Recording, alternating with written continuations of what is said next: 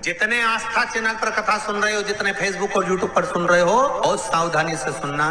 तो जिनकी यहाँ संपदा की कमी होती है, वैभव की कमी होती है, लक्ष्मी की कमी होती है, प्रतिष्ठा की कमी होती है, धन की कमी होती है, उसके लिए बहुत ध्यान से सुनना। ये प्रसंग आया नहीं पहले, आज अगर कुबेरेश्वर बाबा की पावन धरा पर यह प्रसंग निकला है तो उसको ध्यान से सुनिए। मेरी जीजियों, एक बात अपने जीवन में उतार कर रखना, कभी जिंदगी में अगर कभी ऐसा योग लगे, कभी तुम्हारे जीवन में कभी ऐसा लगे, ये उन लोगों के लिए है जो 1 रुपये कमाते हैं, सवाया खर्च होता है, घर में जिनके संपदा जुड़ती नहीं, बीमारियों में पैसा ज़्यादा जाता हो, या कहीं ना कहीं तकलीफें अपनी जिंदगी में आती है, उसके लिए शिव का एक भगत ऐसा था, शंकर जी के मंदिर में जाता था, गणेश जी के जल चढ़ा दे, पार्वती के चढ़ा दे, कार्तिकेय के चढ़ा दे, और शंकर जी के चढ़ाते ही नहीं, नंदी के नवा के वापिस आ जाता।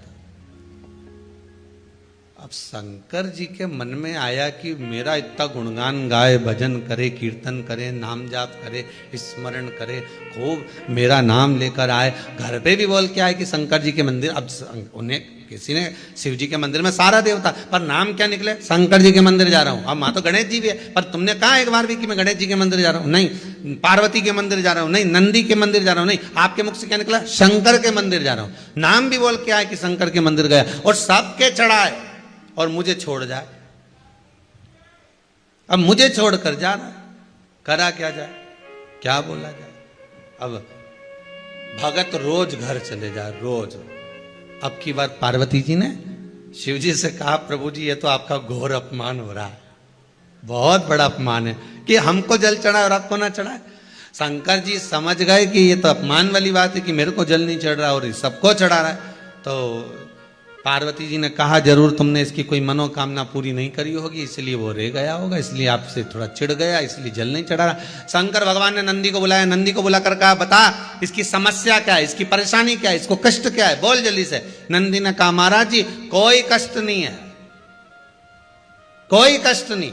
ये पार्वती को जल चढ़ा के जाता था, पार्वती मैया ने सब कुछ दे दिया। गणेश जी को चढ़ाया, गणेश जी ने सब कुछ दे दिया। अच्छा, फिर मुझे जल क्यों नहीं चढ़ाता?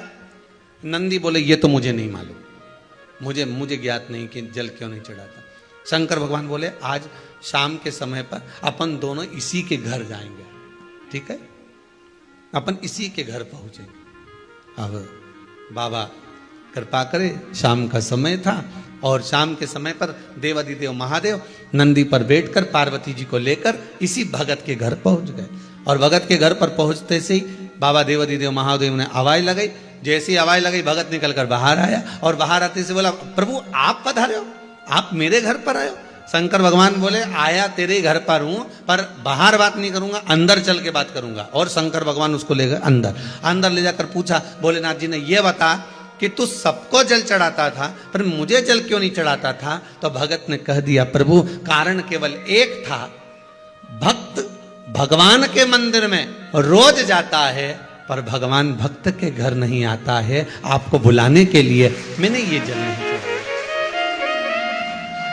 केवल आपको बुलाना था, मेरे दरवाजे तक मुझे लेकर। आप थोड़ा सा मंदिर जाना चालू करो, लोग आपको ताना देना चालू कर दो। ये चली सती सावित्री,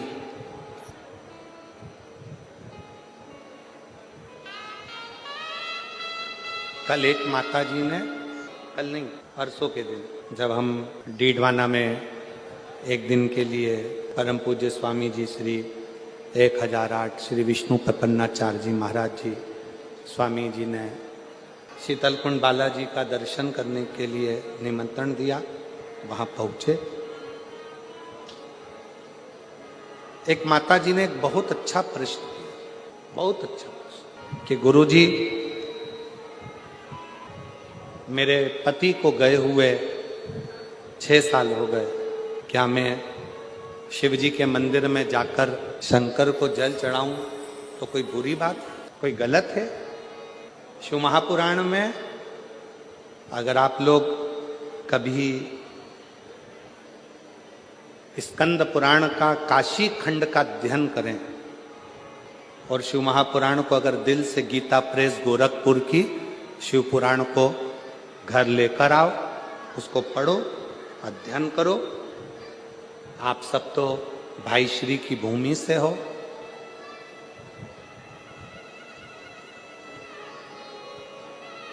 भाई श्री हनुमान प्रसाद जी पोद्दार जी की जन्मस्थली से हो,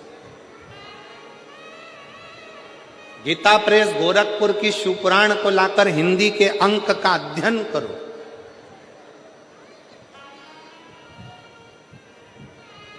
स्कंद पुराण का काशी खंड का अध्ययन करो, देवी भागवत का अध्ययन करो, लिंग पुराण का अध्ययन करो। एक एक पुराण का श्रेष्ठता से जब आप अध्ययन करेंगे तो शंकर पार्वती जी का एक संवाद जो काशी में नंदन वन में शंकर जी ने पार्वती जी से कहा, उस संवाद का स्मरण आपकी बुद्धि में रहेगा। बुद्धि में रहेगा कि एक स्त्री, एक नारी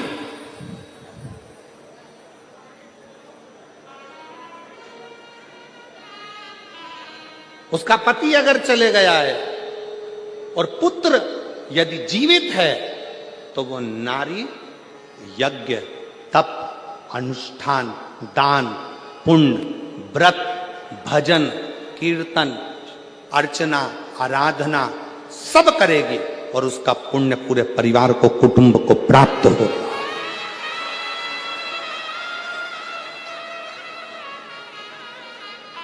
कौन कहता है कि पति चले गया तो मंदिर मत जाना, पूजन मत करना, अर्चना मत करना, आराधना मत करना, शिव स्तुति मत करना, व्रत मत करना, भगवान का भजन मत करना, कीर्तन मत करना? कौन कहता?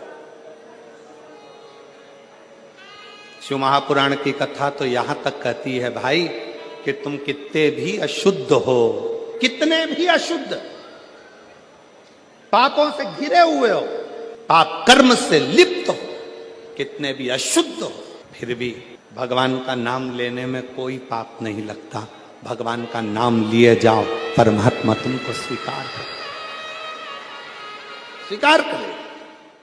7 सफेद फूल, कितने फूल होना चाहिए? 7 सफेद फूल अवधूतेश्वर महादेव के नाम से शिव जी को चढ़ा दीजिए। एक एक फूल को जब चढ़ाओ तो जिस व्यक्ति से धन लेना है उसका नाम और गोत्र बोलते जाना और उसको कहते जाना, मेरा इतना धन है बाबा, आपको दिलाना है। अवधूतेश्वर महादेव का नाम लेकर शंकर के शिवलिंग पर चढ़ा दीजिए। 3 महीने के अंदर पैसा हाथ जोड़कर देकर जाएगा। बेचैनी होने लगती है, पैसा चुकाए बगैर रह ही नहीं सकता। अवधूतेश्वर महादेव। 1.25 लाख कमल के पुष्प शंकर जी को समर्पित कर रहे हो तो शिव महापुराण की कथा कहती है कि एक शंकर जी पे चढ़ा हुआ बेलपत्र ही उठाकर धोकर अगर आपने शंकर जी को चढ़ा दिया तो वो 1.25 लाख बेलपत्र के बराबर हो जाता है।